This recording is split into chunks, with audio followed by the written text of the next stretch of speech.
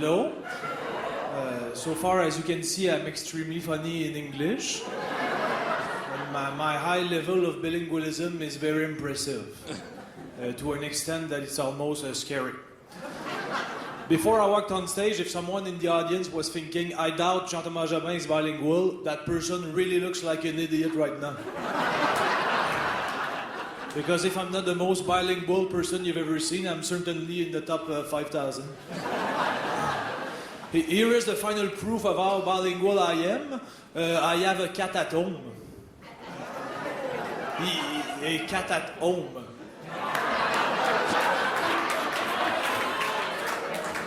He is grey and white. Two colors are rarely pronounced in English.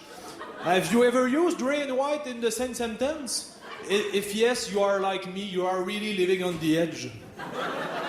Because it's really not recommended to the beginners by the industry of bilingualism and everything that is related to that industry. Now, I'm hearing you say there is no such thing as an industry of bilingualism.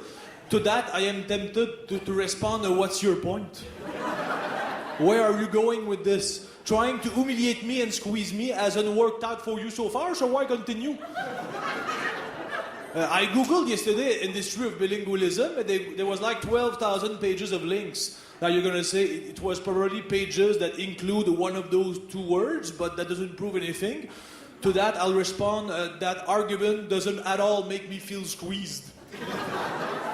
I feel invincible. It's like your arguments bounce on my chest, like I'm a walking shield.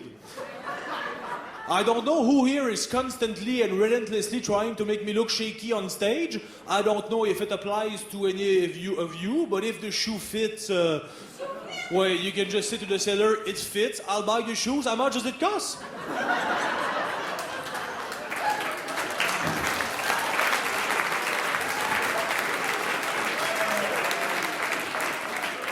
And if it's too expensive for your budget, you are not obligated to in any way to buy the shoes. You can just say to the seller, sorry, but when I arrived here, I was thinking $100 or below, but those shoes at $150, it's exceeding the amount that I mentally pre-established. So thanks for your help, but I'll continue to look, because if I arrive home and my wife realizes that I pay $150 for their shoes, she's gonna be mad, and trust me, when my wife is mad, she's not a happy person. She might look like a happy person, but she's not a happy person. I've seen happier persons than my wife when she's mad. Her eyes get bigger, her veins are popping, her face becomes tense. Now, I'm hearing you say, you are describing normal signs of fury. It's normal when a person is mad that it translates and it shows in her face. Again, I don't feel squeezed. It's bouncing on me. It's not because I didn't buy you shoes that you have to try to destabilize me. I had a pre-established budget. I mean, I like the shoes. You offered me a good service. You've helped me find a shoe that fits. Both shoes fit, in fact, which is a plus. And it's a good quality for a seller to help a customer find two shoes that fit, because for me, only one shoe that fits is in no way better than zero shoe that fits.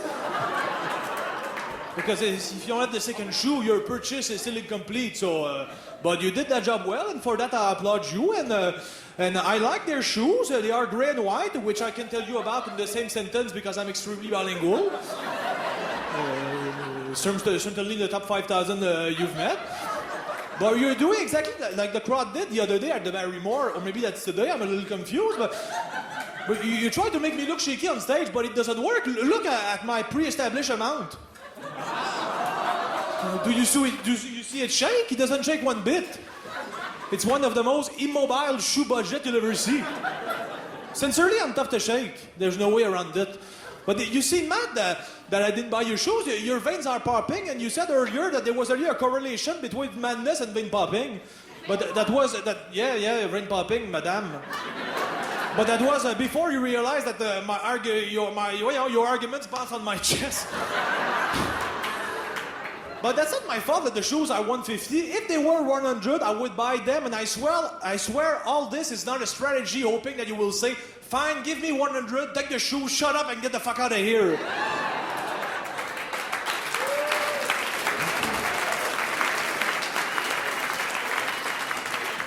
There is no strategy behind this insanity. It's because I know how mad my wife can get, and I know that when she's mad, my wife is not a fan of make-up sex.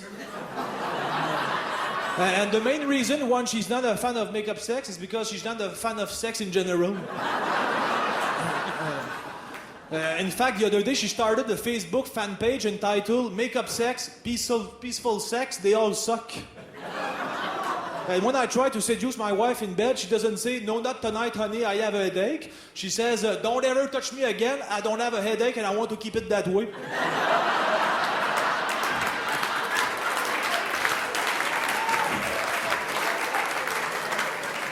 And it's not for the ego, and not just for the ego, affection-wise too, because since I hit puberty, abstinence has never been a concept that really turned me on.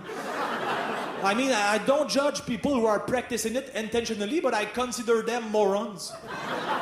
It's not like I'm a sexaholic like David Duchovny or anything. Sure, occasionally, mostly on Tuesdays, I like to watch hardcore like snow porn after my badminton, but who doesn't?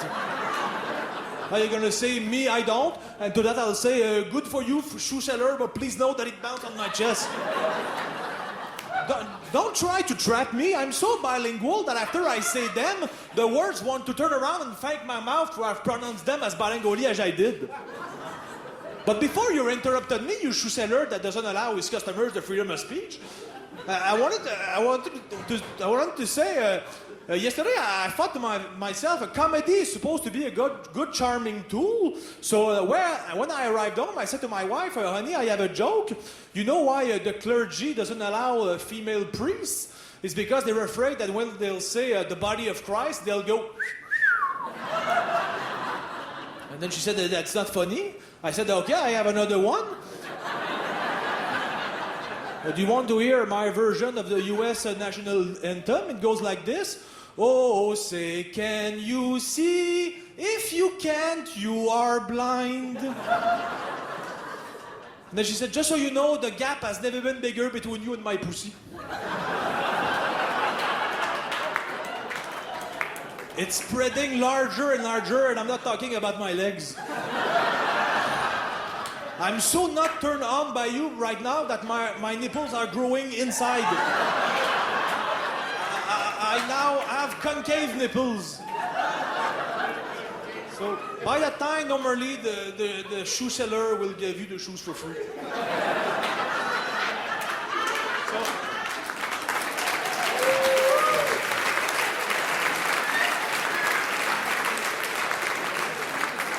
So if after all this you are still not convinced I'm not one of the most bilingual person you've ever seen, you really should be placed in a mental institution.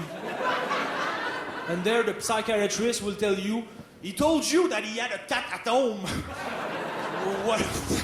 What else did you need? And then they're gonna give you a pill and tell you, sorry, but with that kind of thinking, you are not gonna survive in modern society. So, cat at home. And so my suggestion to you is, change your attitude, everyone, because, like they say in French, hostie que vous seriez pas beau dans une camisole de force. Voilà, merci.